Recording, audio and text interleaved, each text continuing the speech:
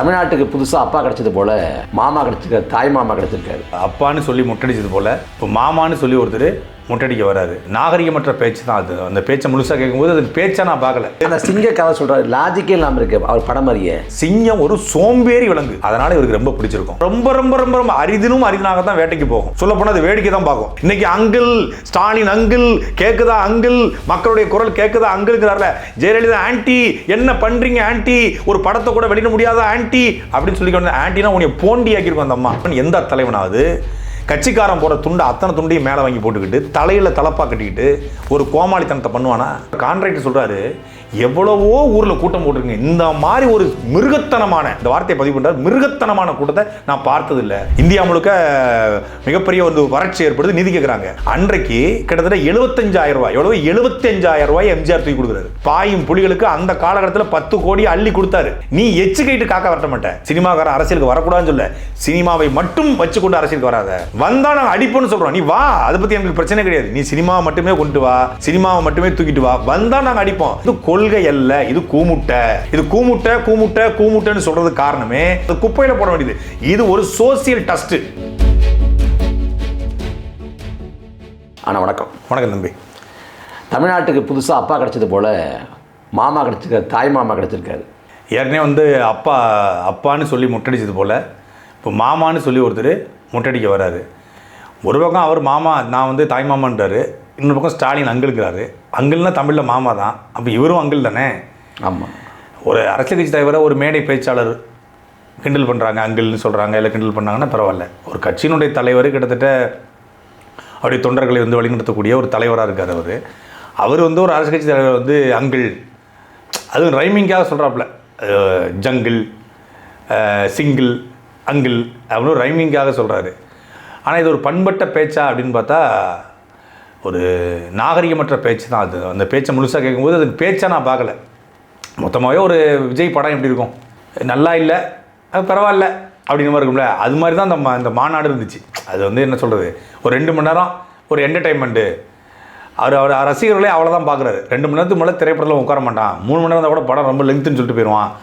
இதுவே கிளைமாக்ஸில் எந்திரிச்சு போகிற மாதிரி அவன் ரேம்பாக் வந்தோடனே கடைசி கிளைமாக்ஸ் ஃபைட் வந்துருச்சு, கிளம்பும் அப்படின்னு சொல்லி இதான் தெரிஞ்சிச்சு அப்படின்னு அவன் கிளம்பி போயிட்டான். ஒரு பண்படுத்தப்படாத, அரசியல்படுத்தப்படாத, ஒரு ஒழுக்கமற்ற, ஒரு நாகரிகமற்ற, எந்த அரசியல் தெளிவும் இல்லாத ஒரு கூட்டத்தை அவர் வச்சிருக்காரு அப்படிங்கிறத அவர் தமிழ் சமூகத்துக்கு காட்டியிருக்காரு. என் ரசிகன் எப்படி இருக்கா நீ பார்த்துக்க, இவன் ஒரு அரசியல்படுத்தப்படாதவன், இவனை வச்சுக்கிட்டு தான் அரசியலுக்கு வந்திருக்கிறேன் அப்படின்னு மொத்தமாக காட்டியிருக்காரு. நீங்கள் மாநாடுலாம் முடிஞ்சிருச்சு தம்பி. முடிஞ்ச பிறகு களத்தில் நம்மளுடைய சாட்டையினுடைய தம்பிமார்கள் உள்ளே இருந்தாங்க, நெறியாளர்கள் இருந்தாங்க. மாநாடு முடிஞ்ச போன பிறகு அந்த ரேம்பாக் இருக்குது பாருங்க, அதை அவன் கட்டி பிடிச்சிருக்கான். அவர் நடந்து வந்த இடத்த எஜமான் காலடி மண் எடுத்து நெத்தியில் பொட்டு வச்சங்கிற மாதிரி நடந்து வந்த இடத்த தொட்டு கும்பிட்டுருக்கான். போன பிறகு அந்த மேடையில் ஏறி இவன் பேசுகிறான். என்ன பேசுகிறான்? சீமான் ஒழிக சீமான் ஒழிகன்னு கத்துறான். விஜய் பேசின அந்த மைக் இருந்த இடத்துல அந்த போடியத்தில் நின்று அவன் சீமான் ஒழிகன்னு கத்துறதும், அவன் இங்கே ஷார்ட்ஸ் ரீல்ஸ் எடுக்கிறதும், முழுக்க முழுக்க என்னன்னா ஒரு விர்ச்சுவல் வாரியர்ஸ்னால இந்த கட்சியே ஒரு விர்ச்சுவல் கும்பல் தான், விர்ச்சுவல் வேர்ல்டில் வாழக்கூடிய கும்பல் தான். உங்களுக்கு சொல்லி விர்ச்சுவல் வேர்ல்டுனா உங்களுக்கு மாய உலகம், நம்மளுடைய கற்பனை கெட்டாத உலகம்னு வச்சுக்கோங்க, விர்ச்சுவலாக இருக்கக்கூடிய ஒரு உலகம். அதில் தான் அவனோட மொத்தமாக வாழ்கிறான். அது மூலிமா தான் அவர் வளர்க்கப்பட்டிருக்காரு. அப்படிங்கிறதுனால அதை நம்பி தான் அவர் களத்துக்கு இறங்கியிருக்காரு. தமிழ்நாடு முழுக்க ஒரு 1 கோடி பேர் யூடியூப், இந்த ஃபேஸ்புக், ட்விட்டர், இன்ஸ்டாகிராமில் இருக்காங்க. அவங்க எல்லாருமே நமக்கு ஓட்டு போட்டுருவாங்க அப்படின்னு நம்புகிறான். இந்த 1 கோடி பேரில் தான் திமுக இருக்குது, இந்த 1 கோடி பேரில் தான் நாம் தமிழர் இருக்காங்க, இந்த 1 கோடி பேரில் தான் அதிமுக ஐடிவிங்க இருக்குது, இந்த 1 கோடி பேரில் தான் மற்ற எல்லா மக்களும் இருக்காங்க. அது நமக்கு விழுந்துரும் வாக்கா அப்படின்னு நினைக்கிறாரு. அது யதார்த்தத்துக்கு அப்படியே நேர் எதிரானது. இந்த மாதிரி ஒரு கூட்டத்தை வச்சுக்கிட்டு ஒரு அரசியல் கட்சி தொடங்கி நடத்துவது என்ன ஆகும் அப்படிங்கிறத 2026 சட்டமன்ற தேர்தல் அவருக்கு உணர்த்தும். இதை விட மிகப்பெரிய மாஸ் க்ரௌடு இந்தியாவிலே ஒரு பெரிய மாஸ் க்ரௌடு ஒரு அரசியல் கட்சி தலைவருக்கு வந்துச்சு அப்படின்னா அது சிரஞ்சீவிக்கு. அவருடைய மாநாடு நம்ம எல்லாருமே நம்ம காலத்திலே பார்த்தோம். பெரிய கூட்டம், 10 லட்சம் பேர். பெரிய சூப்பர் ஸ்டார். அவர் தெலுங்கில் பெரிய சூப்பர் ஸ்டார்னு ஒரு ஃபேமிலியே நடிப்பு குடும்பம். இவர் வீட்டில் இவர் ஒரு ஆள் தான் நடிப்பார். உங்கள் அப்பா இயக்கத்தான் செய்வார். உங்கள் அப்பாவுக்குன்னு ரசிகர் கிடையாது. அவருக்கு அவர் பையன், அவர் தம்பி, மருமகன், அவன் மருமகன், மொத்த குடும்பமும் மொத்த இண்டஸ்ட்ரியும் ஆளக்கூடிய ஒரு குடும்பம். கம்யூனிட்டியாகவும் பெரிய பெரிய கம்யூனிட்டி அங்கே. அப்போ சாதி ஓட்டு, சினிமா பின்புலம், பொருளாதாரமாகவும் பெரிய ஸ்ட்ராங்காக இருப்பாங்க, பிஸ்னஸாக பெரிய ஸ்ட்ராங்காக இருப்பாங்க. அப்படி இருந்தும் அவரால் தண்ணி குடித்தார். அடுத்த ஒரு 4-5 எம்எல்ஏ அடித்தார். போய் ஒரு பெரிய இன்னொரு மாநாடு போடுறாரு, தேர்தல் பிரச்சாரம். ரசிகன் என்ன பண்ணால் செருப்பை தூக்கி எறிஞ்சான். செருப்பு வந்து நேராக செறிஞ்சு மேலே விழுந்துச்சு. நேராக வீட்டுக்கு போனார், கட்சியை கலைச்சார். இதை விட சமீபத்தில் படம் அரசியல் கட்சி தான் தொடங்கலை, புஷ்பா 2னுடைய ஆடியோ லான்ச்சு எங்கே நடக்குதுன்னா பீகாரில் நடக்குது, வடமாநிலத்தில். விஜய் அந்த தாவேக்கா மாநாடு போட்டால் 2 நாள் நினைக்கிறேன். அன்னைக்கு தான் நினைக்கிறேன். அந்த நெருக்கத்தில் 2 நாள் 3 நாளில் மிக பிரமாண்டமான கூட்டம், கிட்டத்தட்ட 15 லட்சம் பேர் கூடதாக சொல்கிறாங்க. அவ்வளவு கூட்டம் கூடியிருக்கு. அப்போ அந்த அல்லு அர்ஜுனுக்கு ஒரு பெரிய கிரேஸ் இருக்குது, அல்லு அர்ஜுன் முதலமைச்சர் ஆயிடுவாரா அப்படின்னு பார்த்தா இல்லை. அப்படி வந்து தமிழ்நாட்டில் ஒரு இன்னைக்கு அறியப்பட்ட ஒரு முகமாக விஜய் இருக்கார். அப்படிங்கும்போது அவரை பார்ப்பதற்காக ஒரு பெரிய கூட்டம் கூடியிருக்கு அப்படிங்கிற மாட்டுக்கிறதுல. ஆனால் விக்கிரவாண்டியை கூடியதில் 10 விழுக்காடு கூட இதில் கூடலை. அந்த அரங்கம் இருக்குது பாருங்கள், அந்த அரங்கத்தில் அந்த ரேம்வாக்கு பக்கத்தில் நெருக்கமாக எல்லாரும் ஓடியாந்துட்டான். அதில் தான் சேருகர்லாம் உடஞ்சிது, எல்லாம் ஆனது. மீதி மொத்த அரங்கமே நிறைய கிடையாது. இவன் 30 லட்சம் பேர் ஊட்டிட்டு உட்காந்துருக்காங்க. 25 லட்சம் 30 லட்சம் பேர் கூட்டத்துக்கு இடம் இருக்க முதல்ல தமிழ்நாட்டில் வாய்ப்பே இல்லை. அதிகபட்ச கூட்டம் வந்து 75,000 1 லட்சம் பேர் கூடியிருக்கலாம் அப்படிங்கிறது. நாம் தமிழ் கட்சியோட 2015 திருச்சி மாநாட்டிலே கிட்டத்தட்ட 1.5 லட்சம் பேர் கூடுனாங்க. இப்போ 2026 திருச்சியில் பிப்ரவரி 7ஆம் தேதி மிகப்பெரிய இனஅழிச்சி அரசியல் மாநாடு நரசிம்மன் திட்டமிட்டிருக்காங்க. அது அன்னைக்கு நாம் தமிழ் கட்சியோட ஸ்ட்ரென்த் என்னங்கிறத நம்ம காட்டணும். நம்மளது வந்து ஒரு கட்டமைக்கப்பட்ட ஒரு ஒழுங்கான நேர்த்தியான அரசியல் புரிதல் கொண்ட நாம் தமிழ் கட்சியில் ஒவ்வொரு உறுப்பினருக்கும் தமிழ் தேசிய கோட்பாடுனா என்ன, யார் நம் தலைவர், நம்முடைய இலக்கு என்ன, தமிழ் தேசியம் எப்படி அடையணும், திராவிடம்னா என்ன, இந்திய தேசிய சித்தாந்தம்னா என்ன, கம்யூனிசம்னா என்ன, வலதுசாரினா என்ன, இடதுசாரினா என்ன, சென்ட்ரிசம்னா என்ன, உலக அரசியல் ஜியோ பாலிட்டிக்ஸில் தொடங்கி கனிம வள கொள்ளை எப்படி நடக்குது, ஆத்துமலை கொள்ளை எப்படி நடக்குது, இங்கே சூழலியல் அரசியல்னா என்ன, பரந்தூர் வேணுமா வேண்டாமா, விமான நிலையம் வேணுமா வேண்டாமா, எல்லாம் தெரியும். கச்சத்தீவை யார் தூக்கி கொடுத்தா, யார் தூக்கி அமைதியாக இருந்தால், கச்சத்தீவை மீட்கிறதுக்கு நம்ம என்னென்ன பண்ணணும், நீட்டுக்கு பின்னாடி அரசியல் என்ன, மாநில பட்டியல்னா பொதுப்பட்டியல்னா என்ன, எல்லாமே தெரியும். தமிழரசன் வரலாறு, கலியபெருமாள் வரலாறு, முத்துராமலிங்கர் வரலாறு, காமராஜர் வரலாறு, கக்கன் வரலாறு, ஜீவானந்த வரலாறு, சிங்கான வீரல் வரலாறு அப்படின்னு ஒவ்வொருத்தருடைய வரலாறு தெரியும். அவன்கிட்ட போய் நீங்கள் வரலாறுன்னு கேட்டீங்கன்னா அது எங்களுக்கு தெரியாது, அது அஜித் நடித்த படம்னு போயிடுவாங்க. அவங்களுக்கு தெரிஞ்ச வரலாறுனா அஜித் நடித்த படம் தானே, அதுக்கு நாங்கள் பார்க்கணும் அப்படின்ட்டு போயிடுவான். அவனுக்கு தெரிஞ்சது அதுதான். நீங்கள் அவனை கொண்டு வந்துக்கிட்டு ஒரு அரசியல் எதிராளியாகவோ அரசியல் போட்டியாளராகவோ கருதுவதே தவறு. அவர் சினிமாலே பஞ்ச் டயலாக்காக பேசி பழக்கப்பட்டதுனால அந்த பேச்சு முழுக்க பஞ்ச் டயலாக்காக உருவாக்கப்பட்டிருக்கு. ஒரு குட்டி கதை, முதல்ல ஒரு தொடக்கத்தில் ஒரு கதை, அப்புறம் ஒரு பாட்டு. அந்த சிங்க கதை சொல்கிறார், லாஜிக்கே இல்லாமல் இருக்கு அவர் படம் மாதிரியே. தம்பி, உலகத்திலேயே நேஷ்னல் ஜியோகிராஃபி, அனிமல் பிளானட்டு, இந்த நிறைய தொலைக்காட்சிகள் இருக்குது, டிஸ்கவரி சேனல்லாம். இதில் வந்து சிங்கத்துடைய வாழ்க்கையை வந்து டாக்குமெண்ட்ரியாக எத்தனையோ பேர் ஆவணப்படுத்தியிருக்காங்க. சிங்கம் ஒரு சோம்பேறி விலங்கு, அதனால் இவருக்கு ரொம்ப பிடிச்சிருக்கும். ஒன்று, சிங்கம் தன்னுடைய டெரிட்டரியை மலம் சிறுநீர் கடித்து அந்த கீரலை வச்சு போட்டு மரத்தை நோண்டி வச்சு தன்னுடைய டெரிட்டரியை வந்து மேனேஜ் பண்ணும். அந்த டெரிட்டரிக்குள்ளே, தன்னுடைய எல்லைக்குள்ளே இன்னொரு பெரிய விலங்கு, காட்டு விலங்கு வராமல் தன்னுடைய குட்டிகளையும் பெண் சிங்கங்களையும் பாதுகாக்கும். ஏன் பாதுகாக்கும்னா, மற்றவங்க வந்து ஆட்டையை போட்டு போயிடக்கூடாதுங்கிறக்காக பாதுகாக்கும். தனி வீடு எடுத்து கொடுத்து இப்போ வைப்பாங்க இல்லையா, அது மாதிரி பெண் சிங்கங்களை இது பாதுகாக்கும். அதே போல் வேட்டைக்கு இது போகுமானா ரொம்ப ரொம்ப ரொம்ப ரொம்ப அரிதினாக தான் வேட்டைக்கு போகும். சொல்லப்போனால் அது வேடிக்கை தான் பார்க்கும். இவர் வந்து வேடிக்கை நான் பார்க்க வரமாட்டேன்றால, சிங்கம் வேடிக்கை மட்டும் தான் பார்க்கும், வேட்டைக்கு போகாது. வேட்டைக்கு பெண் சிங்கம் போகும். அதுவும் எப்படி போகும், கூட்டமாக தான் போகும். அது ஒரு சோசியல் அனிமல், சமூக விலங்கு. கூட்டமாக தான் வேட்டைக்கு போகும். கூட்டமாக போய் தான் வந்து அட்டாக் பண்ணும். காட்டு எருமைகளை பார்த்தா அது கூட்டமாக வந்தால் இது தெரிச்சு ஓடிடும். வேட்டைக்கு போயிட்டு வந்த பெண் சிங்கத்துடைய உணவை திருடி இது சாப்பிடும். இது ஒரு களவாணி விலங்கு, திருட்டு விலங்கு. இது பண்ணுற ஒரு உருப்படியான வேலை இனப்பெருக்கம். அதனாலேயும் இவருக்கு இது பிடிச்சிருக்கலாம். அந்த கூட்டம் வந்து ஓட்டா மாறுமா அப்படிங்கிற கேள்வி வைக்கப்படுறப்ப அந்த மாநாட்டு மேடலே சொல்கிறாரு, இது வந்து வேட்டா இருக்க போகுது, நமக்கு வந்து ரூட்டாக இருக்க போகுது. வேட்டா கேட்டா ரூட்டா, அதாவது இது வந்து பஞ்சலாக்கு பயன்படும். நான் அடித்தா தாங்க மாட்டேன், 4 மாதம் தூங்க மாட்டேன், மோதிப்பார் வீடு போய் சேர மாட்டேன் அப்படின்னு சொல்லலாம். நான் அடித்தா தாங்க மாட்டேன், 4 மாதம் தூங்க மாட்டேன், மோதிப்பார் வீடு போய் சேர மாட்டேன் அப்படின்னு திரைப்படத்தில் பாட்டு பாடுவார். ஆனால் தலைவா படம் வந்ததுக்கு கொடைக்கானலில் போய், அதாவது கொடநாட்டில் போய் அம்மையார் ஜெயலலிதா அவர்களுடைய அப்பாயின்மெண்ட் கிடைக்கல. தலைவா படத்தில் டைம் டு லீட் அப்படின்னு ஒரு வார்த்தை மட்டும் போட்டார். துணைத்தலைப்பு படத்தில் 2-3 காட்சிகளில் அரசியலை சீன்ற மாதிரியான ஒரு வசனங்கள் இருந்திருக்கு.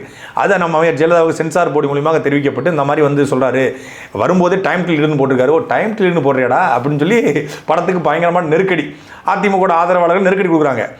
உடனே படத்தை மற்ற மாநிலங்கள் ரிலீஸ் ஆகிடுது, இங்கே ரிலீஸ் ஆக முடியலன்னு வெளியிட முடியலன்னு அப்பாயின்மெண்ட் கேட்டாங்க, தரலன்னு நீங்கள் நான் அடித்தா தாங்க மாட்டேன், 4 மாதம் தூங்க மாட்டேன்னு போய் சொல்ல வேண்டியதானே. இன்னைக்கு அங்கிள் ஸ்டாலின் அங்கிள் கேட்குதா, அங்கிள் மக்களுடைய குரல் கேட்குதா அங்கிள்ங்கிறார்ல.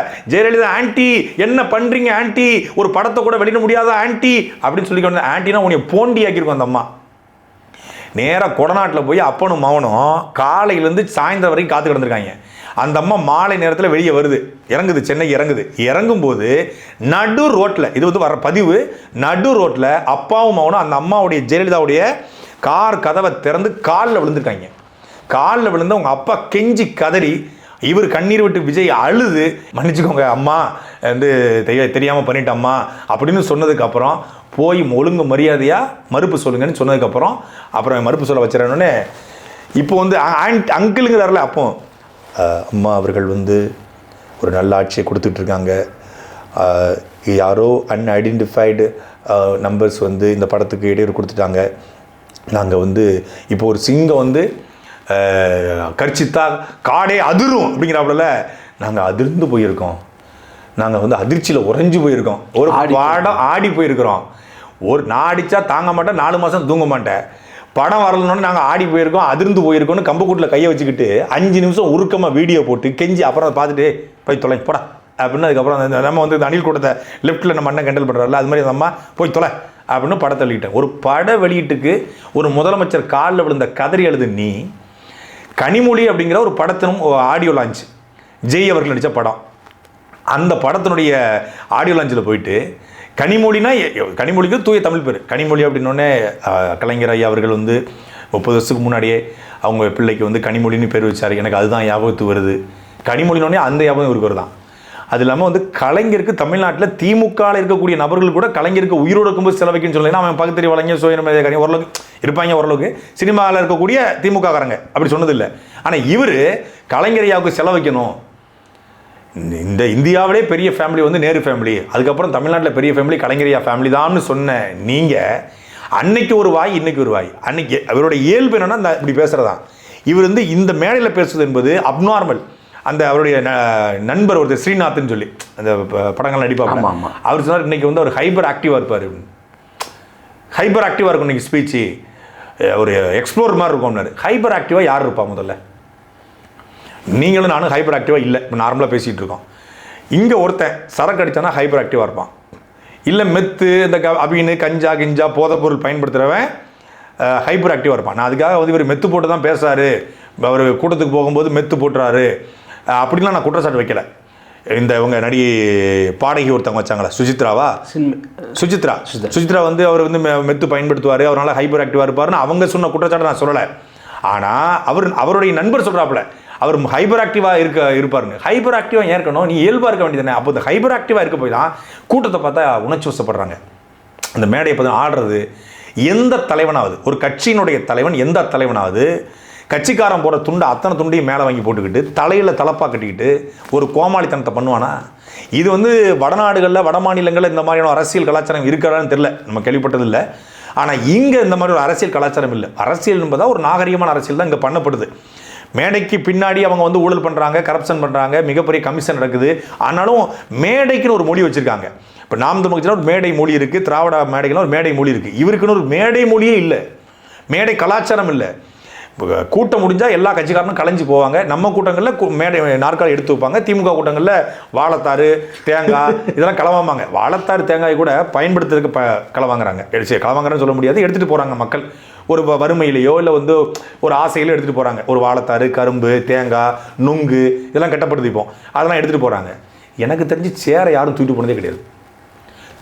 கான்ட்ராக்ட் சொல்கிறாரு, எவ்வளவோ ஊரில் கூட்டம் போட்டிருங்க, இந்த மாதிரி ஒரு மிருகத்தனமான, இந்த வார்த்தையை பதிவு பண்ணுறாரு, மிருகத்தனமான கூட்டத்தை நான் பார்த்ததில்லை.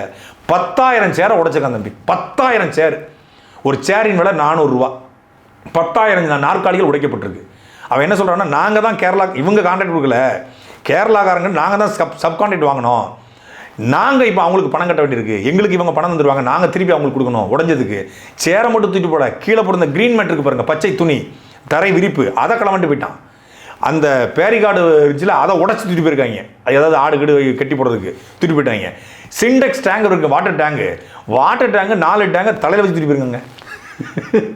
இதெல்லாம் கேள்விப்படவே இல்லை. அதே அரசியலுக்கு வந்ததுக்கப்புறம் ஊழல் பண்ணுறாங்க, கொள்ளடிக்கிறாங்க. அரசியலுக்கு வர்றதுக்கு முன்னாடி இவன் பெரிய திருட்டு பிள்ளை இருக்கானே.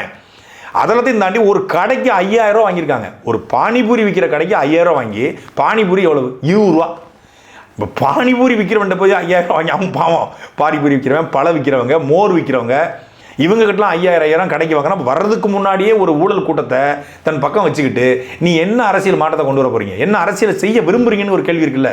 அப்போ இது முழுக்க ஒரு நாகரிகமற்ற அரசியலை விஜய் வந்து முன்னெடுக்கிறாரு. தமிழ்நாட்டுக்கு தொடர்பு இல்லாத, சம்பந்தம் இல்லாத ஒரு கலாச்சாரத்தை உள்ள நுழைக்கிறாரு. சினிமா மாதிரியே அரசியலை பண்ணிடலாம். என்ன நடக்கணும்னா 10 லட்சம் பேர் வந்திருக்கான், 10 லட்சம் பேர் சினிமாவில் எவ்வளோ வியூஸ் எவ்வளோ போகுது? வியூஸ் இந்த புதிய தலைமுறையில் 1.5 கோடி வியூஸ் போயிருக்கு, 4 கோடி வியூஸ் போயிருக்கு. நியூஸ் செட்டிங் பாருங்கள், இது பாருங்கள், அது பாருங்கள், இவ்வளோ பேருக்கு. அப்போ இவ்வளோ பேர் ஓட்டு விட போகிறான். இந்த தேட்டர் 2000 தேட்டரில் படம் ரிலீஸ் ஆயிருக்கு, 4 ஷோ ஓடி இருக்கு, இவ்வளோ கலெக்ஷனு, அப்படின்னா இத்தனை பேர் படம் பார்த்துருக்கான்னு கனெக்ட் பண்ணுற மாதிரி இந்த வியூஸை வச்சுக்கிட்டு இந்த ஒரிஜின் இந்த மாதிரி டீம் போயிட்டு, சார் பார்த்தீங்களா இந்த தளபதி நம்ம வியூஸ் 10 கோடி வியூஸ் போயிருக்கு, 10 கோடி பேர் பார்த்துருக்காங்க, இதில் 10% ஓட்டு போட்டால் கூட 1 கோடி ஓட்டு நமக்கு வரப்போகுது, 1 கோடி ஓட்டு இருக்குது, இன்னும் 1 கோடி சேர்த்தா நீங்கள் சிஎம். இப்படி ஒரு அரித்மெட்டிக்ஸ் மேத்மெட்டிக்ஸ்லாம் போட்டு அவர் வருவார் அப்படின்னா கேவலமான தோல்வியை தருவார். நம்ம வந்து விஜய் மேலே ஒரு எக்ஸ்பெக்டேஷன் வச்சுப்போம்ல. விஜய் சரி ஒரு இந்த தொகுதியில் இந்த இது வாங்குவார், இவ்வளோ இருக்குது, ரசிகர்கள் இருக்காங்க, இவ்வளோ ஓட்டு விழுங்கன்னு நம்ம எக்ஸ்பெக்டேஷன் இருக்கு பாருங்க, சாதாரண எக்ஸ்பெக்டேஷன். அதெல்லாம் தாண்டி மிக கேவலமான ஓட்டை வாங்குவார். அதான் யதார்த்தமான. இன்னைக்கு தென் மாவட்டத்தில் பெரும்பான்மையான ஆட்கள் இவர் ரசிகர்களே இந்த கூட்டத்தை புறக்கணிச்சிட்டாங்க. காரணம் வந்து கவினுடைய ஆணவ படுகொலை. கவின் ஆணவ படம் நடந்து 1 மாதம் ஆச்சு, எந்த அறிக்கையும் வெளியிடலை, ஒரு கண்டனம் தெரிவிக்கல. சரி மேடையிலாவது பேசுவார், மேடையிலையும் பேசலை. ஏன் பேசலை? அப்போ இடைநிலை சமூகங்களுடைய ஓட்டு பாதிக்கப்படும், பெரும்பான்மை சமூகங்களுடைய ஓட்டு பாதிக்கப்படும். ஏன்னா எல்லா சமூகங்களையும் இந்த ஆணவ படுகொலை நிகழ்ந்திருக்கிறது. கவுண்டரு, கோனாறு, நாடாறு, தேவர், பிள்ளமாறு, எல்லா முதலியார், முத்திரையர் எல்லாருமே இந்த ஆணவ படுகொலையில் இந்த சமூக தலைவர்கள் அதை விரும்பலை, சாதி சங்க தலைவர்கள் விரும்பலை இந்த ஆணவ படுகொலைக்கு தனிச்சட்டம் கொண்டு வருவதை. அப்போ அந்த சமூக தலைவர்கள் சொல்கிறாங்க, சார் நீங்கள் இதை வந்து இது பண்ணிங்கன்னா பெரும்பான்மை சமூகத்தில் ஓட்டு வராது, நீங்கள் விட்டுருவோம், இதை கண்டு காணாமல் போயிடுவோம். ஒரு டிபேட்டில் தாவேகாவுடைய பொறுப்பாளர் பேசாரு, 2 பேருடைய குடும்ப பிரச்சனைக்கு நாங்கள் எப்படி கருத்து சொல்ல முடியும்? தம்பி அபுபக்கர் கூட கலந்து கொண்ட ஒரு மாலை முரசில் 2 பேருடைய குடும்ப பிரச்சனை நாங்கள் எப்படி கருத்து சொல்ல முடியும்? இதில் கருத்து சொன்னால் 2 சமூகத்திலையும் நல்லவங்களும் இருப்பாங்க, கெட்டவங்களும் இருப்பாங்க. இது யாருடைய கருத்து? ஆதிக்கவாதியுடைய கருத்து, சாதியவாதியுடைய கருத்து. சாதியவாதி ஆதிக்கவாதி தான் அந்த கருத்தை பதிவு பண்ணுவான். அவன் அந்த மனநிலையிலிருந்து அவன் பார்க்குறான். இதுதான் விஜயின் கருத்து. இது தனிப்பட்ட தாவேகா பொறுப்பாளரின் கருத்து இல்லை, ஆதரவாளரின் கருத்து இல்லை, விஜயின் கருத்து, அந்த கட்சியின் கருத்து தான். சும்மா ஒரு கூட்டலாம். இன்னொன்று பாருங்க, அதில் எவ்வளோ டெக்னிக்கலாக இவன் எவ்வளோ நுட்பமாக இருக்கான் பாருங்க. ஆணவ படுகொலைக்கு தனிச்சட்டம் ஏற்றதுக்கு ஒரு தீர்மானம் போட்டிருக்காங்க. அந்த தீர்மானத்தை முன்னாடியே வாச்சிருக்கலாம், மேடையில் வாச்சிருக்கலாம். நீங்கள் போங்க நாங்கள் கொடுத்துருவோம்ட்டான். உலகத்திலேயே தீர்மானத்தை வாசிக்காம நாங்கள் வந்து ப்ரெஸ்ஸு கொடுத்துருவோம்னு சொல்லி ப்ரெஸ்ஸு கொடுக்குவா தீர்மானம்? மக்களுக்கு வாசிக்க தானே தீர்மானம். ரேம்பாக் போகிற நேரத்தில் தீர்மானத்தை வச்சுக்கலாமே. இல்லை அவர் வர்றதுக்கு முன்னாடி எவ்வளோ நேரம் இருந்துச்சு, மேலதாரம் போட்டு இன்னிசை பாடி வரும் இந்த காற்றுக்கு உயிர் பாட்டே அந்த பாட்டு தான் போடுறாங்க, அந்த பாட்டு தான் ஆரம்பிக்கிறாங்க. சினிமாத்தனமாகவே எல்லாமே இருக்குது. நீங்கள் இல்லை சினிமாத்தனமாக இருக்கக்கூடாதுன்னு சொல்ல, சினிமாக்காரன் அரசியலுக்கு வரக்கூடாதுன்னு சொல்ல, சினிமாவை மட்டும் வச்சுக்கொண்டு அரசியலுக்கு வராதுங்கிறத தாண்டி வந்தால் நாங்கள் அடிப்போன்னு சொல்கிறோம். நீ வா, அதை பற்றி எங்களுக்கு பிரச்சனை கிடையாது. நீ சினிமாவை மட்டுமே கொண்டு வா, சினிமாவை மட்டுமே தூக்கிட்டு வா, வந்தால் நாங்கள் அடிப்போம். தமிழர் இன வரலாற்றில் மக்களுக்காக பேசி, மக்களுக்காக போராடி, மக்களுக்காக சிறை சென்ற, மக்கள் பிரச்சனைகளை கையில் எடுத்துக்கொண்ட ஒரு தலைவன் நாட்டை ஆண்டான் அப்படிங்கிறது வரலாறாக இருக்கணுமா? சினிமாவிலேருந்து ஒருத்தன் வந்தான், ஜெயிக்க வச்சான், ஜெயிச்சு முதலமைச்சரானா அப்படிங்கிறது வரலாறு இருக்கணுமா? ஆமாம், ஐயா எம்ஜிஆர் அவர்கள் வந்து ஜெயிக்கலையா, அண்ணாதுரை ஜெயிக்கலன்னு கேட்குறாங்க. எம்ஜிஆர் சினிமாவில் சினிமாலேருந்து வந்து ஜெயிச்சார் அப்படின்னா நேரடியாக சினிமாலேருந்து வந்து ஜெயிக்கலை. திமுகவில் கிட்டத்தட்ட 1952 சேர்றாரு, 20 ஆண்டு காலம் பயணப்படுறாரு. திமுகவில் 1957 தேர்தல், 1962 தேர்தல், 1967 தேர்தல், 3 தேர்தலில் கொள்கை பரப்பு அறிவிக்கப்படாத கொள்கை பரப்பு செயலராக இருந்து பாடுபடுறாரு. அந்த கட்சிக்கு நிதியை கொடுக்குறாரு. இவருடைய முகம்தான், நீ போய் முகம் காட்டு, ஒரு தொகுதிக்கு 30,000 ஓட்டு நிச்சயம் அப்படின்னு எம்ஜிஆர் குறித்து அண்ணா பேசுறாரு. தான் பேசிய பிறகு எம்ஜிஆரை பேச விட்டு அழகு பார்க்குறாரு அண்ணாதுரை. அதெல்லாத்தையும் தாண்டி 1972 அவர் வந்து கட்சியில் கணக்குக்கிறாரு. கட்சியில் இவர் வந்து கட்சிக்குள்ளே கணக்கு கேட்கல, காங்கிரஸருடைய ஊழலை நம்ம தட்டி கேட்குறோமே. நாம் இன்னைக்கு நம்முடைய கட்சியினுடைய ஒன்றிய செயலாளரும் மாவட்ட செயலாளரும் குடிசை வீட்டில் இருந்தவன் இன்னைக்கு வீடு வாங்கிட்டானே, எப்படி வாங்கினா அப்படின்னு திருக்கலங்குன்றம் கூட்டத்தில் பொதுக்கூட்டத்தில் எம்ஜிஆர் பேசுகிறாரு. ஒரு நம்மளுடைய கட்சியினுடைய எம்எல்ஏவும் எம்பியும் இன்னைக்கு சொகுசு காரில் பயணிக்கிறாங்களே, எப்படி பயணிக்கிறாங்க? அப்போ நாம மக்களுக்கு உண்மையா இருக்கமா அப்படிங்கிற வார்த்தையை பதிவு பண்ண பிறகுதான் கட்சிக்குள்ள குழப்பம் ஏற்பட்டு 23 பொதுக்குழு உறுப்பினர்களை கூட்டி அவர் கட்சியை விட்டு நீக்கப்படுறாரு. 6 நாள்ல தமுக மைதானத்தில் கூட்டம், மிகப்பெரிய மாநாடு மாதிரி கூட்டத்தை கூட்டுறாரு. வந்த திண்டுக்கல் தேர்தலில் போட்டி போறாரு, இடைத்தேர்தலில் போட்டி ஜெயிக்கிறாரு. 70 மாயத்தேர்வு போட்டி போறாரு. ஆமா, போட்டி ஜெயிக்கிறாரு. ஜெயிச்ச பிறகு திருப்பி 1977 5 ஆண்டுகள் களத்தில் உழைச்சி திருப்பி வந்து முதலமைச்சராக. அப்போ 25 வருஷம் பயணம் எம்ஜிஆருக்கு இருக்கு. அந்த எம்ஜிஆருடைய நீங்க ஒப்பிடுங்கிறது மிக மிக தவறானது. 25 வருஷ திரைப்பயணம், 25 வருஷ அரசியல் பயணம், திமுக 20 ஆண்டு கால பயணம், திமுக பொருளாளர், அண்ணாவினுடைய தம்பியாகவே அடையாளப்பட்டு கொள்கைகளை உள்வாங்கி திரைப்படங்களை வந்து நான் ஆணையிட்டால் அது நடந்து விட்டால் அப்படின்னு பாட்டு பாடி, அச்சம் என்பது மடமையடா, அஞ்சாமை திராவிடர் உடமையடான்னு பாட்டு பாடி அப்படி பாடினாரு. அவர் வந்து திரைப்படத்தை தூங்காதே தம்பி தூங்காதேன்னு பாட்டு பாடினாரு, திருடாதே பாப்பா திருடாதேன்னு பாட்டு பாடினார். நீங்க என்ன பாடினீங்க? டாடி மம்மி வீட்டில் இல்ல, தடவோட யாரும் இல்ல, விளையாட போலாமா வில்லாளான்னு பாட்டு போட்டீங்க. அவர் வந்து மது அருந்தாம புகை பிடிக்காம திரைப்படம் நடிச்சாரு. நீங்க வந்து 10வது பாட்டில் நாங்குடிக்க அண்டாவ கொண்டாச்சி சடிக்க கொக்க கோலா ப்ரௌனு கலருடா, எங்க அக்கா பொண்ணு அதே கலருடா, தொட்டப்பட்ட ரொட்டு மேல முட்டை போறட்டா, நான் தொட்டுக்கொள்ள சிக்கன் தரட்டா. அவர் வந்து திரைப்படங்களை வந்து உணர்வுமிக்க கருத்துமிக்க பாடல்களை, கண்ணதாசனுடைய பாடல்களை, பட்டுக்கோட்டையோட பாடல்களை கொண்டு போய் மக்கள்கிட்ட சேர்த்து அதன் மூலமாக புரட்சிகர சித்தாந்தங்களை சேர்த்ததுனால புரட்சி நடிகராக அடையாளப்பட்டு, மக்களுக்கு இறங்கி நின்றனால புரட்சி தலைவராக அடையாளப்பட்டு அப்படி வளர்ந்து வந்தார். பாயும் புலிகளுக்கு அந்த காலகட்டத்தில் 10 கோடி அள்ளி கொடுத்தாரு. 1952 நேரு வந்து எம்ஜிஆர்கிட்ட வந்து நிதி கேட்கிறாரு. இந்தியா முழுக்க மிகப்பெரிய ஒரு வறட்சி ஏற்படுது, நிதி கேட்குறாங்க. அன்றைக்கு கிட்டத்தட்ட 75,000 ரூபாய், எவ்வளவு 75,000 ரூபாய் எம்ஜிஆர் தூக்கி கொடுக்குறாரு. ஏன் கொடுக்குறாரு அப்படின்னா, அவர் தன்னுடைய குருவாக ஏற்றுக்கொண்டது நகைச்சுவை கலைவாணர் NS கிருஷ்ணனை. அள்ளி கொடுத்த கரங்களுக்கு சொந்தக்காரர் அவர் குருவாக ஏற்றுக்கிட்டாரு. நீ எச்சு கைட்டு காக்க வரட்ட மாட்டேன். அவர் வந்து 75,000 ரூபாய் எடுத்து கொடுக்குறாரு. அன்றைய பவுன் மதிப்பு 83 ரூபா, இன்னைக்கு 83,000 ரூபா, கிட்டத்தட்ட இன்றைய மதிப்பு 80 கோடி ரூபாய். 80 கோடி ரூபாய் ஒரு நடிகர் அன்னைக்கு எடுத்து கொடுத்துருக்காரு, ஒரு தலைவர் எடுத்து கொடுத்துருக்காரு. நீங்க ரோல்ஸ் ராய்ஸ் கார வெளிநாட்டிலிருந்து இறக்குறீங்க. 80 கோடி அந்த நாட்டுக்காக கொடுத்த அவர் எங்க? ரோல்ஸ் ராய்ஸ் காரை இறக்கும் போது அதுக்கு 3 லட்ச ரூபா வரி கட்ட சொன்னதுக்கு உயர்நீதிமன்றம் போய், உயர்நீதிமன்றம் வந்து கட்ட சொன்ன பிறகு உச்சநீதிமன்றத்தில் போய் தடவாங்க. நீ எங்க? நீ ஒப்பிடலாமா? முதல்ல அவர் படத்தை வச்சுட்டா, அவர் பேரை சொல்லிட்டா எம்ஜிஆரா மாறிட முடியுமா? எல்லாரும் எம்ஜிஆர் ஆயிடலாமா? அவருடைய ஆட்சியில் நமக்கு விமர்சனங்கள் கூட உண்டு, அதில் மாற்றுக்கிறது இல்லை. ஆனால் தனி மனிதனாக ஒரு மனிதநேயவாதியாக இருந்தார். எம்ஜிஆர் இறங்கி வருவாராம், வீட்டுக்கு 1000 பேர் நிற்பாங்களாம், 1000 பேரையும் சந்திப்பாராம். என்னைக்கு எல்லா நாளும் முதலமைச்சருக்கு முன்னாடி, முதலமைச்சரான மக்களை சந்திச்சாகணும். வீட்டு வாசலில் அத்தனை பேருக்கும் சாப்பாடு. என்னைக்காவது நீலாங்கரை பாலவாக்கம் வீட்டில், பாலவாக்கம் தான் அந்த வீட்டு பனையூரில் அந்த வீட்டில் என்னைக்காவது அந்த கேட்டு திறந்து பார்த்துருக்கீங்களா? அதை கேட்டு 2 பேர் தான் திறக்கும். ஒருத்தர் விஜய், இன்னொன்று வேண்டாம்.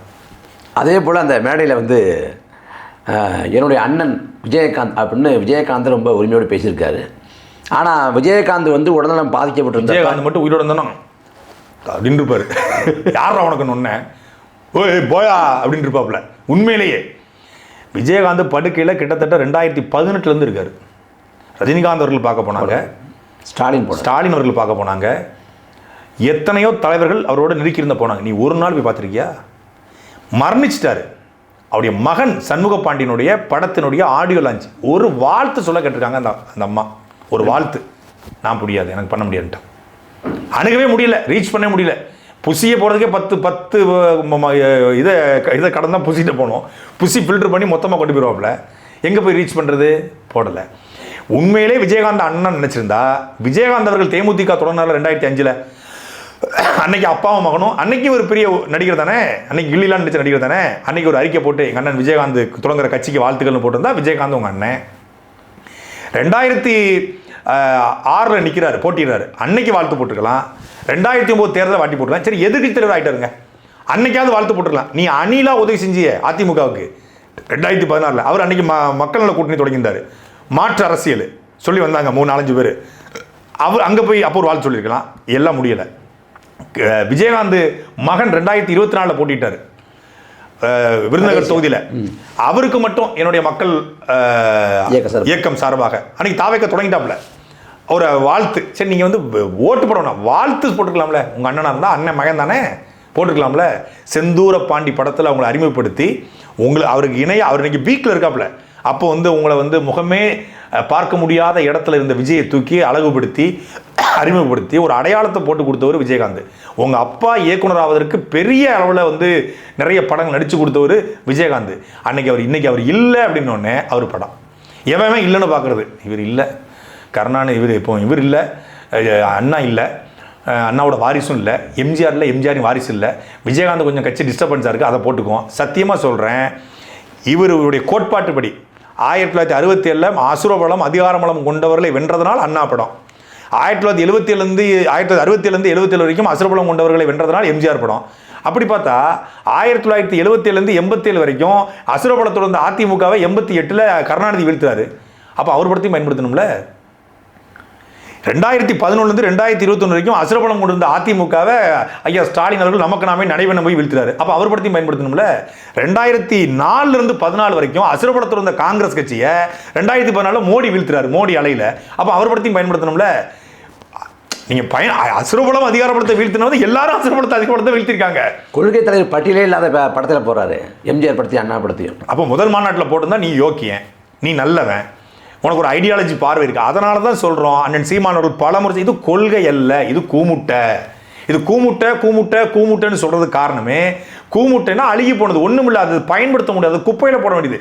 இது ஒரு சோசியல் டஸ்ட்டு, சமூக குப்பை. இந்த தாவேகா என்பது சமூக குப்பை என்பதை இன்னைக்கு இந்த மாநாட்டுக்கு பிறகு தமிழ்நாட்டில் அறிவாய்ந்த அரசியலை உற்றுநோக்கக்கூடிய ஆண்கள், பெண்கள், படித்தவர்கள், இளைஞர்கள் எல்லோரும் புரிந்து கொண்டாங்க. ஒருத்தனாவது ஒரு கல்வியாளர், ஒரு சிந்தனையாளர், ஒரு அரசியல் ஆய்வாளர் யாராவது ஒருத்தர் தாவேகாவை ஆதரிக்கிறாங்களா? நம்மளை விடுங்க, நம்ம வெளிப்படையாக பேசுவோம் தம்பி, நம்ம அண்ணன் தம்பியாக பேசுவோம். நாம் தமிழ் கட்சி ஒரு தமிழ் தேசிய கோட்பாட்டை வைக்குது. எழுந்து வருகிற தமிழ் தேசியம் திராவிட சித்தாந்தத்துக்கு மாற்றா வருது. அப்போ ஒரு சினிமாக்காரன் வந்து தமிழ் தேசியத்துக்கு இடையூறாக வரக்கூடாதுன்னு நம்ம அடிக்கிறோம். அதான் உண்மை. சினிமாக்காரன் தமிழ் தேசிய இடையூறாக வரக்கூடாது. கமல் வந்தது போல இந்த டிடிவி குறுக்க பாய்ஞ்ச மாதிரி இவன் குறுக்க பாயிறான், அப்போ போடுறான்னு நம்ம போடுறோம். ஏன்னா அது எழுந்து வருகிற தமிழ் தேசியத்துக்கு இந்த சித்தாந்தம் டிஸ்டர்பன்ஸ் பண்ணுது அப்படின்னு நம்ம அடிக்கிறோம். ஆனால் பொதுவான மக்கள் இருக்காங்களா, தமிழ் தேசியத்தையும் திராவிடத்தையும் இந்தியத்தையும் ஆதரிக்காத வாக்கு மட்டுமே செலுத்தக்கூடிய பொதுவான இன்டலெக்சுவல்ஸ், அறிவாளிகள், வாக்காளர்கள் யாராவது ஒருத்தர் விஜய் அவருடைய கொள்கை சரியானது, அவர் எடுத்து வைக்கிற பாதை சரியானது யாராவது சொல்லியிருக்காங்களா? அண்ணன் சீமானுடைய பாதை சரி. பத்திரிகையாளர் மணி தொடங்கி எத்தனையோ மூத்த பத்திரிகையாளர்கள், எத்தனையோ அரசியல் ஆய்வாளர்கள் எல்லாரும் சொல்லுவாங்க, சீமான் அவருடைய கருத்தில் நாங்கள் உடன்படலை, ஆனால் அவர் பாதை சரியானது. சீமானவர்களுடைய தமிழ் தேசியத்தை நாங்கள் ஏற்றுக்கொள்ளலை, ஆனால் அவர் எடுத்து வைக்கிற அரசியல் சரியானது. அப்படி விமர்சனம் 1000 முரண்கள் இருந்தாலும் அப்படிங்கிற மாதிரி விட்டு போடுவாங்க. களத்தில் நிற்கிறாங்க, ஆக்டிவாக நிற்கிறாரு, ஒரு ஓட்டுக்கு பணம் கொடுக்காத, கோழி பிரியாணி கொடுக்காத, ஒரு கவர்ச்சி அரசியல் பண்ணாத, களத்தில் அங்கே பார்த்தா ஆடு மாடுகள் மேய்க்கிறாரு, இந்த பக்கம் போனால் ஆடு மாடு மாநாடு போகிறாரு, இந்த பக்கம் மரங்களின் மாநாடு போகிறாரு, தூய்மை பணியாளர்களுக்கு போராட நிற்கிறாரு. இன்றைக்கி தூய்மை பணியாளர் இறந்து போயிருக்காங்க, களத்தில் போய் நிற்கிறாரு. சரி, மாநாடு முடிஞ்சு 2 நாளாச்சு, வேடிக்கை பார்க்க வர வேண்டாம், சாவு வீட்டு கூட வர மாட்டியா? உன் வீட்டிலேருந்து 10 கிலோமீட்டர் தானே. தூய்மை பணியாளர் ஒருத்தர் மின்சாரம் தாக்கி இறந்துருக்காங்கல்ல, அங்கே வந்து நின்றுக்கலாம்ல. வேடிக்கை பார்க்க மட்டுமே நான் வரமாட்டேன்னு சொல்கிறது எவ்வளோ பெரிய அயோக்கியத்தனம் தம்பி. ஒரு கட்சியின் தலைவன் போன் எல்லா களத்துக்கும் நிற்கணும். அது களத்துக்கு வரமாட்டேங்கிறாருங்கிற விமர்சனத்தையே வந்து அவர் துச்சமாக மதிச்சுன்னா களத்துக்கே வராமல் வந்து கலைஞர் கருணாநிதி மேலே விமர்சனம் வைக்கிறோம். நம்ம வந்து நமக்கு என்னன்னா, நம்ம ஈழத்தை அவர் வந்து நேசிக்கலை, கடைசியில் ஈழத்துக்கு துரோகம் பண்ணார், உண்ணாவிரத நாடகம் போட்டார், குடும்ப அரசியல் பண்ணார், ஊழல் ஆட்சிங்கிறதுக்காக நம்ம விமர்சனம் வைக்கிறோம். ஆனால் கலைஞர் அவர்கள் தமிழ்நாட்டில் 12,000 கிராமங்களுக்கும் சென்றிருக்காரு. அவர் கால்படாத கிராமங்கள் கிடையாது. எங்கள் ஊர், எங்கள் அம்மா பிறந்த ஊர் தூத்துக்குடி மாவட்டம் சிறுவைகுண்டம் பக்கத்தில் இழுப்பக்குளம், சாதாரண சின்ன கிராமம், குக்கிராமம், அங்கே வந்திருக்காரு. ராமானுஜத்துக்கு வந்திருக்காரு. சின்ன சின்ன கிராமங்களுக்கும் கருணாநிதி வந்துட்டு போனாருன்னு சொல்லுவாங்க. கருணாநிதி ஏற்றின கொடின்னு சொல்லி ஒரு சின்ன கொடியை வச்சிருப்பாங்க. ஸோ அந்தளவுக்கு அவங்க பயணப்பட்டாங்க, மக்களும் நின்னாங்க. எம்ஜிஆருமே இப்படி போயிருக்கு, எம்ஜிஆர் போயிருக்காரு. அது மாதிரி தான் கர்ம வீரர் காமராஜர் போயிருக்காரு, அண்ணாதுரை பயணப்பட்டிருக்காரு. அப்படி பயணப்பட போய் தான் அவங்க வந்து ஒரு பேஸ்மெண்ட்டை போட்டு உட்காந்துருக்காங்க. அதை நம்ம தகர்க்கிறதுக்கு நம்ம அடிக்கிறோம். நீங்கள் வந்து எதுவுமே செய்ய மாட்டீங்க. சினிமா புகழ் மதுரை மேற்கு விஜய், மதுரை கிழக்கு விஜய், உசிலம்பட்டி விஜய், ஏன் ஆண்டிப்பட்டி, தேனிப்பட்டி, கம்பம், போடி எல்லாம் விஜய்னு சொல்ல வேண்டியது. 234 தொகுதியும் விஜயா. அப்போ என்ன, இதுக்கு பேர் தான் அதிகார ஆதிக்க மனநிலை. என் கட்சியில் இன்டலெக்சுவல்ஸ் இருப்பான். அன்றைக்கினா அண்ணாதுரை கூட, நாவலர் நெடுஞ்செழியன் போன்ற, ஈவிகே சம்பத் போன்ற தலைவர்கள் 50 தலைவர்கள் இருந்தாங்க. இப்போ நாம் தமிழ் கட்சினா அண்ணன் வந்து ஆயிரக்கணக்கான பேரை உருவாக்கியிருக்காரு. பெரிய பெரிய அறிவாளிகளை உருவாக்கியிருக்காரு. சுற்றுச்சூழல் பாசறையில், இணையதள பாசறையில், மகளிர் பாசறையில், மருத்துவ பாசறையில் எத்தனையோ பேரை வந்து அடையாளப்பட்ட நபர்களை உருவாக்கி வரும்போதும் அவர் கூட்டத்தில் வந்தாங்க. இப்பவும் ஆட்கள் உருவாகியிருக்காங்க. அப்படி நீங்கள் யாரை வச்சுருக்கீங்க? எல்லாமே பூமரங்கிள்ஸு. புசி ஆனந்த் 84. அதான் மேடலை கூட வேடிக்கையாக பேசினது. அதாவது தாவேக்கா வந்து ஆட்சி அமைச்சர்னு ஒரு கற்பனைக்கு வச்சுக்குவோம். தமிழ்நாட்டோட நிதித்துறை அமைச்சராக புசி ஆனந்தும், கல்வித்துறை அமைச்சராக அந்த பக்கம் ஆதரவு எப்படி இருந்தால் எப்படா இருக்கும் அப்படின்னு பயங்கரமாக இருக்கும். என்னென்னா அப்படி இருந்தாங்கன்னா நாம் வந்து அன்பில் மகேஷ் ஆகச்சிறந்த அமைச்சர்னு கொண்டாடுற மாதிரி ஆயிரும். செல்லூர் ராஜுவே செல்லூர் ராஜுலாம் பெரிய இன்டலெக்சுவலியா அப்படின்னு சொல்கிற மாதிரி ஆயிரும். செந்தில் பாலாஜி, பொன்முடி, ஏவாவேலு, மா சுப்பிரமணியன், சேகர் பாபுலாம் ஐயோ பயங்கரமானங்க அவங்களாம். சத்தியமாக நம்மளே ஸ்டாலினை போடுற மாதிரி ஆயிரும். ஸ்டாலின் அவர்கள் ஆட்சி வந்து நல்லாச்சு, ஆயிரம் தான் இருந்தாலும் ஸ்டாலின் மாதிரி வருமா, அப்படி ஆயிரும் இவங்க வந்தாங்கன்னா. அதாவது பொதுவாக ஒரு மாநாடு நடத்துகிறாங்கன்னா மாநாட்டுக்கு வந்து ஒரு முழக்கம் வைப்பாங்க. இப்போ வந்து நம்ம இணையெழுச்சி மாநாடு, இல்லாட்டி மற்றவங்க வந்து வாழ்வுரிமை மாநாடு, இப்போ வந்து லஞ்சம் ஒழிப்பு மாநாடு, அப்புறம் வந்து இடஒதுக்கீடு கேட்கக்கூடிய மாநாடு, இப்படி மத சார்பற்ற மாநாடு, முற்போக்கு மாநாடுன்னு ஒரு மாநாட்டுக்கு வந்து ஒரு தலைப்பு வைப்பாங்க. ஆனால் இந்த தாவேக்கோட மாநாட்டை பொறுத்த வரைக்கும் மாநில மாநாடு. எதுக்கு மாநாடு போட்டாங்கிறதையும் சொல்லலை, அதுக்கு பிறகு எதையும் பேசலை. அதே போல் நீங்கள் சொல்கிறப்ப சொன்னீங்க இந்த தூய்மை பணியாளர் இறந்து போனதுக்கு வரல அப்படின்னு. இந்த மாநாட்டுக்கு போகிற வழியில் அப்புறம் மாநாட்டில்னு ஒட்டுமொத்தமாக 3 பேர் இறந்து போயிட்டாங்க. அந்த 3 பேர் குறித்து ஒரு இரங்கல் அறிக்கை கூட இந்த வழி வரைக்கும் வரல. வெளியே வராத செய்தி, மாநாட்டுக்கு வந்திருந்த 65 விழுக்காடு நபர்கள் நிறைந்த மது போதையில் இருந்திருக்கிறான். மாநாட்டை சுற்றி இருக்கக்கூடிய 12 டாஸ்மாக்களும் 11 to 11 பார்களும் மூடப்பட்டதாக மதுரை மாவட்ட ஆட்சியர் அறிவிக்கிறார். சுற்றி இருக்கக்கூடிய மேலூர், ஆவியூர், விருதுநகர், அருப்புக்கோட்டை அத்தனை டாஸ்மாக்லையும் அத்தனை பேர் நிறைஞ்சு நிற்கிறான். இரவு முழுக்க மதுக்கடை, பார்க்கிங்னு போட்டிருக்கு. அவன் கிங்கை மறந்துட்டான், பாராக்கிட்டான். அதை அங்கே உட்காந்து குடிச்சிட்டு இருக்கான். மேடைக்கு கீழே ஒரு இது போட்டிருப்பாங்களே துணி, அதை தூக்கிட்டு உள்ள மாட்டு துணியை தூக்கி பார்த்த மூதேவிங்கிற மாதிரி அங்கே உட்காந்து குடிச்சிட்டு இருந்திருக்கான். மாநாட்டு திரள் முழுக்க மது பாட்டல்கள். இவனை வச்சுக்கிட்டு என்ன மாநாடு போடுவார் அவர்? இந்த மாநாடு தான் போடுவார். அவர் என்ன கச்சத்தீவு மீட்பு மாநாடு, மது ஒழிப்பு மாநாடு, இல்லை என்ன எழுச்சி மாநாடு என்ன போட முடியும்? நீங்கள் அதெல்லாத்தையும் தாண்டி மாநாட்டில், மதுரையில் மாநாடு நடக்குது தம்பி. சரியாக 1.5 மாதத்துக்கு முன்னாடி தான் ஒட்டுமொத்தமான தமிழ்நாட்டையும் உலுக்கிய ஒரு பெரும் கொடுமை, காவல் நிலைய படுகொலை அஜித்குமார் நடந்திருக்கு. நீங்கள் எல்லாத்தையும் பேச வேண்டாம், ஆணவ படுகொலை கூட பேச வேண்டாம், அஜித்குமார் நடந்த படுகொலையை பேசலாம். ஒரு வார்த்தை நீங்கள் பேசல, உங்கள் கட்சிக்காரன் எவனுமே பேசலையே. அஜித்குமார் துள்ள துடிக்க சரியாக நீங்கள் மாநாடு போட்ட இடத்துலேருந்து 10 கிலோமீட்டராக செத்துருக்கான், துள்ளு தூக்கி கொலை செய்யப்பட்டிருக்கான். இந்த ஆட்சி எதுக்குறீங்களே? கச்சத்தீவு நீட்டு, அது காலகாலமாக நாங்கள் பேசிகிட்டு இருக்கோம். கச்சத்தீவை மதுரையில் வைகை அணை செத்து போச்சு. வைகை அணை மொத்தமாக கொஞ்சம் முல்லைப்பெரியாறு தண்ணி இல்லைனா வைகை அணையே செத்து போச்சு. அது குறித்து பேச கிடையாது.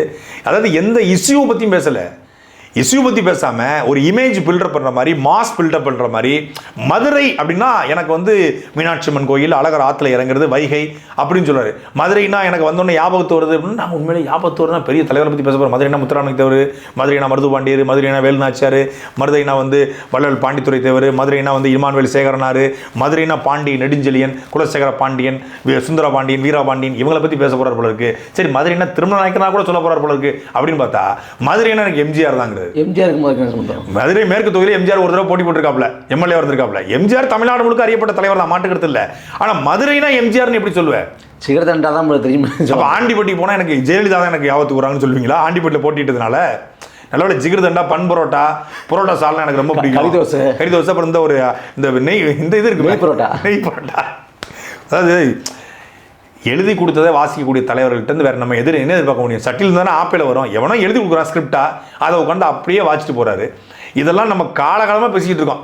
தாமரை இலையில் தண்ணீர் ஓட்டினாலும் ஓட்டும் பேசி நம்ம பற்றி போட்டாச்சு.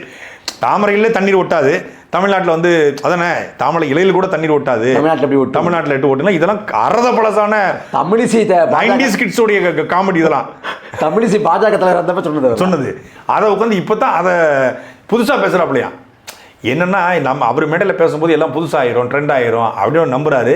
இல்லை, அவர் சொல்கிறாரு விமர்சனத்தை நான் சிரிச்சுக்கிட்டே கடந்து போயிடுவாங்கிறாரு. ஆனால் அந்த மேடையில் கிட்டத்தட்ட 20 நிமிடம் விமர்சனத்துக்கு மட்டும் தான் பதில் சொல்லியிருக்காரு. அப்போ முழுக்க உட்காந்துக்கிட்டு யார் நம்மளை திட்டுறாங்க, யார் விமர்சிக்கிறாங்க அப்படிங்கிறத பார்க்குறாரு. நம்ம சொல்கிறது வந்து அவரை திட்டணும், அவரை காயப்படுத்தணும் அப்படிங்கிற நோக்கம் கிடையாது. ஒரு நல்ல அரசியல் தமிழ்நாட்டில் வந்துக்கிட்டு இருக்க சூழ்நிலையில் இன்றைக்கி தான் வந்து ஒரு சாக்கடை அரசியல், திராவிட அரசியல் இருந்துச்சு. அந்த சாக்கடையை பூக்கடையாக நாங்கள் மாற்றுறோம், காமராஜருக்கு பிறகு ஒரு நேர்மையான அரசியல் தமிழ்நாட்டை கொண்டு வர போகிறோன்னு சொல்லி எந்த விதமான பின்னணியும் இல்லாத இளைஞர்கள் மிகப்பெரிய ஒரு அரசியல் ஆர்வம் கொண்டு தமிழ் தேசிய தமிழ் தேசியம் மீது பட்டு கொண்டு வராங்க. நீங்கள் நல்ல புத்து கவனிங்க, விஜய் எடுத்திருக்க தலைவர்களில் ஒரு தமிழ் தேசிய தலைவர் கூட தூக்கலை. அவருக்கு தெரியுது இதை தொட்டால் இது கிரெடிட் வந்து சீமானனுக்கு போயிடும். யாரை பற்றியும் பேசல பாருங்க. இப்போ அண்ணல் தங்கோ, கியாபி விஸ்வநாதன், வாவு சிதம்பரனார், இவங்க பேரில் அவரோட வாழ்க்கையில் கூட உச்சரிக்க மாட்டார். ஏன்னா தெரியாது வரலாறு ஏதோ விஷயம். வரலாறுனா அவர் அஜித் படமானு கேட்குற ஆள், அது தெரியாது. ஆனால் அதை தொட்டால் இவங்களுக்கு கிரெடிட் போயிடும். மாப்போசியை பற்றி பேச முடியாது, சீப்பா ஆயத்தனை பற்றி பேச முடியாது, எதை பற்றியும் பேச முடியாது. ஏன்னா இங்கே 1000 முறை பேசியாச்சு அண்ணன். அப்போ புதுசாக இது வரைக்கும் இருந்த தலைவர்கள் திமுகவுடைய வேற ஒரு வெர்சனாகத்தான் அவர் தன்னை காட்டிக்கொள்ள முயற்சி பண்ணுறாரு. திமுகவை நம்ம எப்படி டேக்கிள் பண்ணுறோமோ அது மாதிரி தான் இவர் நம்ம டேக்கிள் பண்ணணும். இன்னொன்று, திமுகவை விட ஒரு அநாகரிகமான அரசியலை கையில் எடுக்கிறாங்க. திமுக கூட்டத்தில் கூட நாற்காலியை உடைக்கிறது இல்லை. ஸ்டாலினை பார்க்குறதுக்கோ உதயநிதி ஸ்டாலினை பார்க்க முன்றது கிடையாது. இவன் அதை விட ஒரு அநாகரிகமான அரசியலை கொண்டு வர்றாரு. அப்போ நாம் இதற்கு மாற்றா இந்த களம் தமிழ் இனத்தில் வந்து திரைப்படத்திலிருந்து ஒருத்தர் நடித்து வந்து நாட்டை ஆள முயற்சி செய்தான். அதை தமிழ் தேசியவாதிகள், எந்த பின்னணியும் இல்லாத இளைஞர்கள், அறிவார்ந்த இளைஞர்கள் வீழ்த்தினார்கள் அப்படிங்கிற வரலாறை இந்த தேர்தலில் எழுதணும். இது தமிழ் தேசியத்திற்கான காலம் என்பதை நாம் நிரூபிக்கணும். வெகுசன மக்கள் படை அப்படிங்கிற வார்த்தையை வந்து விஜய் பயன்படுத்தினார். இந்தியாவில் இல்லை, உலகத்திலே ஒரு வெகுசன மக்கள் படைனா அது நம் தலைவன் பிரபாகரனுடைய விடுதலை படை தான். அதனுடைய அரசியல் வடிவமாக இருக்கக்கூடிய நாம் தமிழ் கட்சி தான் தமிழ்நாட்டினுடைய வெகுசன மக்கள் படை. நாம் தமிழ் கட்சி ஒரு இடத்துல போய் நிற்குது அப்படின்னா அது எப்படி இருக்குன்னு மக்களுக்கு தெரியும். ஒரு மாநாடு எப்படி நடத்தணும், அந்த மாநாட்டில் 1,00,000 பேர் கூடினாலும் அவன் ஒரு உறுதிமொழி எடுக்க பின் ட்ராப் சைலண்டில் இருப்பான். கட்சியின் தலைவர் பேசும்போது அவன் அந்த பேச்சுக்காக காத்திருப்பான். பேச்சு முடிந்து ஒழுக்கமாக கலைந்து செல்வான். கலைந்த பிறகு தன்னார்வலர்கள் அந்த நாற்காலி எடுத்து அடிக்க வைப்பாங்க. ஒரு நாற்காலி கூட களவு போகாது, ஒரு டியூப்லைட் கூட உடையாது, ஒரு சின்ன குப்பை கூட அந்த இடத்துல இருக்காது. அப்படிங்கிறதுக்கு திருச்சியில் வருகிற 2026 பிப்ரவரி மாதம் 7ஆம் தேதி மிகப்பெரிய இன எழுச்சி அரசியல் மாநாடு, 234 வேட்பாளர் மாநாடு நடைபெறப் போகுது. அன்னைக்கு தமிழ்நாட்டில் மட்டும் இல்லை, இந்தியா முழுமைக்கும் ஒரு அரசியல் கட்சியின் மாநாடு எவ்வளவு ஒழுக்கமாக, அறமாக, நாகரிகமாக நடக்கும் அப்படிங்கிறத காட்டுவோம். அதை பார்த்தாவது தாவேக்கா திருந்துதான்னு பார்ப்போம். நன்றி. நன்றி.